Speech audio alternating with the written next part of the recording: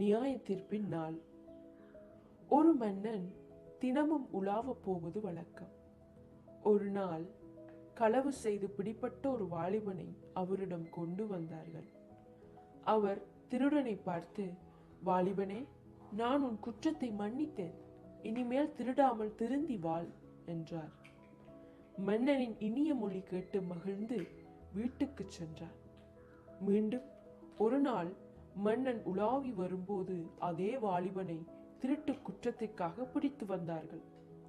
திருட்டு வாலிபன் மிகுந்த மகிழ்ச்சியோடு நின்றான்.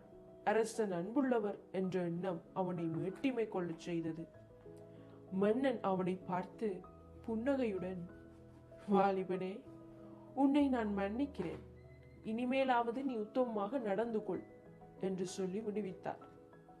வேந்தனின் அன்பு கட்டளை அங்கு நின்றோரை வியப்பில் ஆழ்த்தியது. என்றாலும் திருடனின் இருதயம் இன்னும் கடினப்பட்டது. திருடுவதை தண்ணீர் குடிப்பது போல தாராளமாக செய்தான். நாட்கள் கடந்து சென்றன. 3ஆம் முறையாகவும் திருட்டு குற்றத்தில் கையும் மெய்யுமாக பிடிப்பட்டான். அரசனிடம் கொண்டு சென்றனர். திருடன் விடுதலை கிடைக்கும் என்ற எண்ணத்தில் தெம்போடு சென்றான். மன்னன் நீதிபதியாக ஒரு புத்தகத்துடன் அமர்ந்திருந்தார். அவர் முகம் இறுக்கமாயிருந்தது.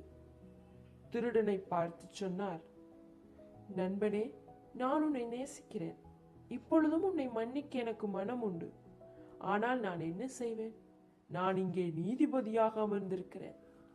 இப்பொழுது நான் அல்ல, இந்த புத்தகமே உன்னை நியாயம் தீர்க்கிறது. இப்புத்தகத்தின் சட்டப்படி உனக்கு தூக்கு தண்டனை தருகிறேன்.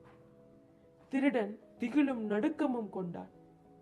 கடவுள் அன்புள்ளவர் என்று மாத்திரம் நம்பி நியாய தீர்ப்பின் நாளை நாம் மறந்து விடுவோமானால் நமது முடிவும் இதுவே ஆகும்.